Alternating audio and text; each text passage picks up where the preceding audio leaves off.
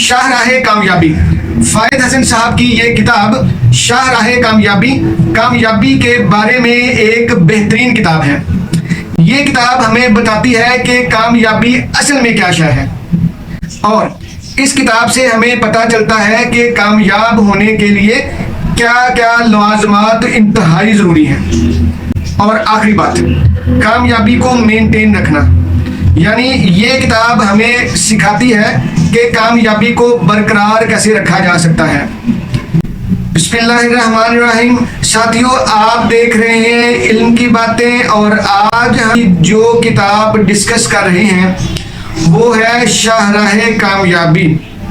साथियों, शाहराहे कामयाबी फायद हसन साहब की किताब द रोड टू सक्सेस का उर्दू तर्जुमा है, और ये तर्जुमा अपने आप में भी एक लाजवाब और बेमिसाल शय है।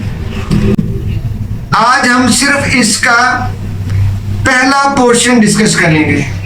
फायद हसन सियाल साहब ने इस किताब को शुरू करने से पहले कामयाबी और कामयाबी के बारे में पाई जाने वाली चंद एक गलत फहमियाँ डिस्कस की हैं।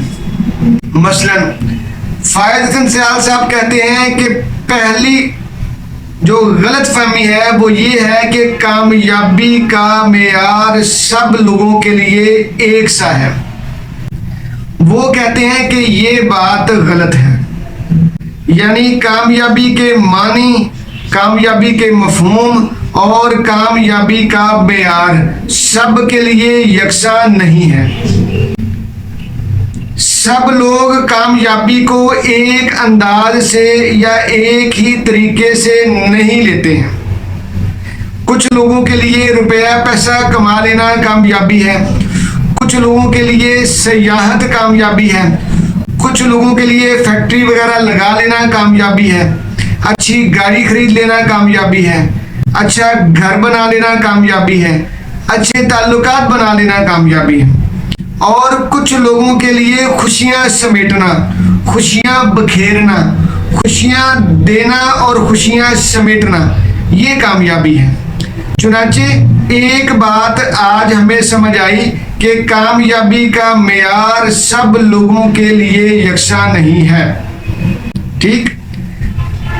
फायद हसन सियाल कहते हैं कि दूसरी गलतफहमी ये है कि लोग ये समझते हैं कि कामयाब लोग पैदाइशी ही कामयाब होते हैं, यानी वो पैदाइशी तौर पर कामयाब होने की खूबियां लेकर पैदा होते हैं।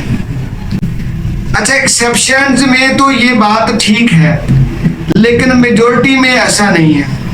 जितने भी लोग कामयाब हुए हैं, हम मुसलमान हैं तो हम हज़रत मोहम्मद मुस्तफ़ा सल्लल्लाहु अलैहि वसल्लम से बात को शुरू करते हैं। नबी सल्लल्लाहु अलैहि वसल्लम की ज़ात को देखें तो उन्होंने कामयाबियाँ समेटी और पूरी दुनिया को अपनी कामयाबियों से हमकिनार किया। तो नबी सल्लल्लाहु अलैहि वसल्लम ने कामयाबी का सफ़र सिर्फ अपनी ज़ात से शुरू किया, अकेले अपनी ज़ात, अपने घर वालों, अपने ख़ानदान वालों की मुखालफतों के साथ अपने सफ़र का आगाज़ किया। और कमिटमेंट का लेवल नबी सल्लल्लाहु अलैहि वसल्लम का ये था कि अपने चचा को, अपने प्यारे चचा जान को बड़े जज्बाती अंदाज से कहा, क्या चचा जान, अगर ये मेरे एक हाथ पर सूरज और दूसरे हाथ पर चांद भी लाकर रख दें तो भी मैं अपने काम से बाज नहीं आऊंगा। यानी ये है कामयाब होने के लिए कमिटमेंट। ठीक। इसलिए एक बात हमें और समझ आई कि लोग पैदाइशी तौर पर कामयाब होने की सलाहियतें नहीं लेके आए होते। लोगों के पास जितनी भी कामयाबी की सलाहियतें होती हैं वो उन्होंने इस दुनिया से सीखी होती हैं।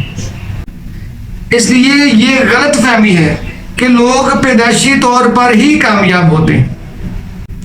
इसी तरह नंबर 3, कामयाब लोग बहुत कम होते हैं, यानी कामयाब लोगों की तादाद बहुत कम होती है। साथियों, ये भी एक गलत फहमी है। जो बंदा जिस फील्ड में भी चाहेगा वो कामयाब हो सकेगा।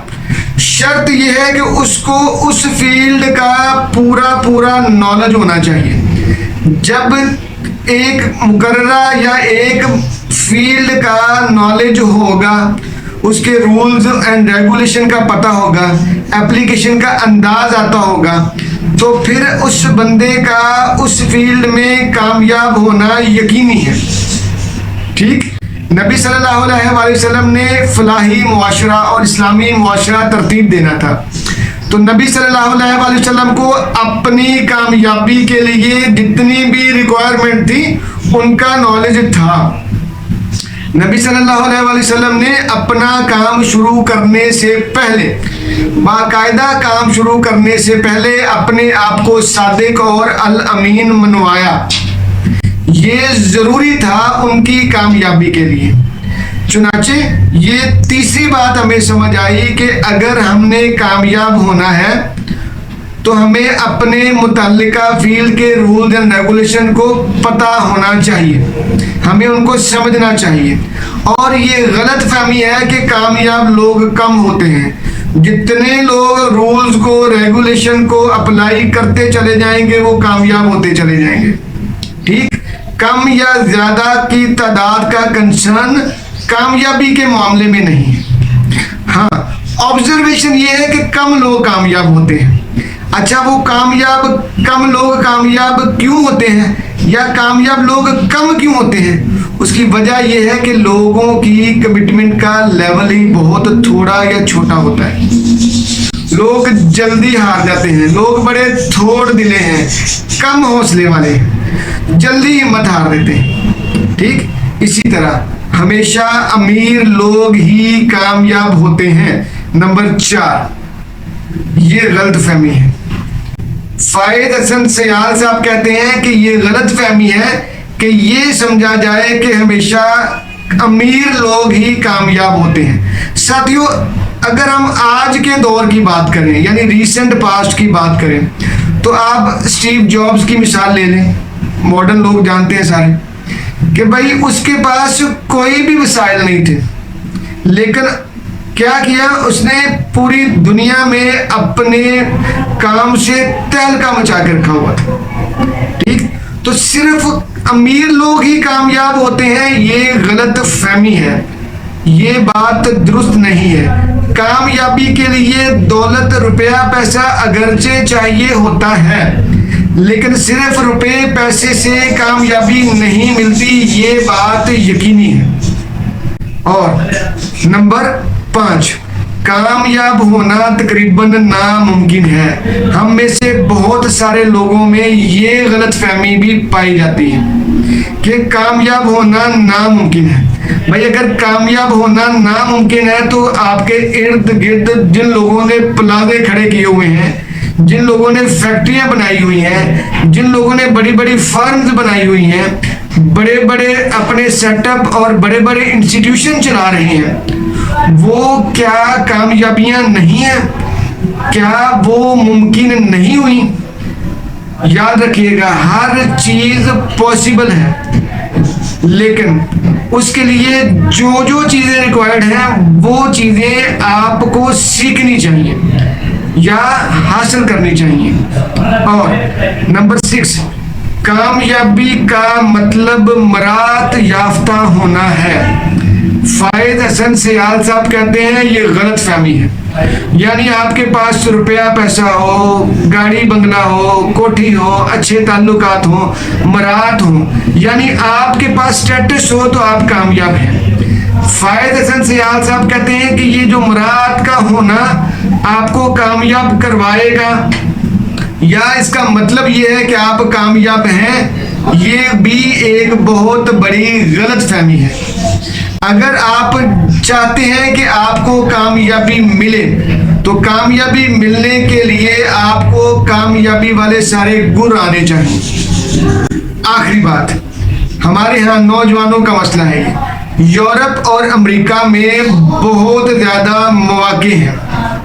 क्या यानी हम लोग ये समझते हैं कि यूरोप और अमेरिका में कामयाबी के मौके बहुत ज्यादा हैं। पाकिस्तान में या हमारे मुआशरे में कामयाबी के मौके बहुत कम हैं। राइटर कहता है कि ये भी गलत फहमी है। आप जिस किसी मुआशरे में रहते हैं, जहां कहीं आप रहते हैं, अगर आपकी कमिटमेंट का लेवल बेहतरीन है, अगर आप कामयाब होना चाहते हैं, अगर आप चाहते हैं कि आपको कामयाबी मिले, तो आपको कामयाबी मिल के रहेगी। बहानेबाजी, नुक्ताचीनी या खामियां निकालना, खामियां देखना, बहानेबाजियां करना, ये कम हिम्मत लोगों का काम है। आप चाहे पाकिस्तान में हो चाहे अमेरिका में हो, आप कामयाब हो सकते हैं। छोटा भाई मेरा साथियों सऊदी अरब में है, 14-14, 16-16, 18-18 घंटे काम करना पड़ते हैं। तो मुझे इधर कहता है यार जितना काम यहाँ पे करना पड़ता है ना, इतना काम अगर हम पाकिस्तान में करें, हम तो पाकिस्तान में चौधरी बन के रहें। ठीक भाई, काम करेंगे तो कामयाबी मिलेगी ना।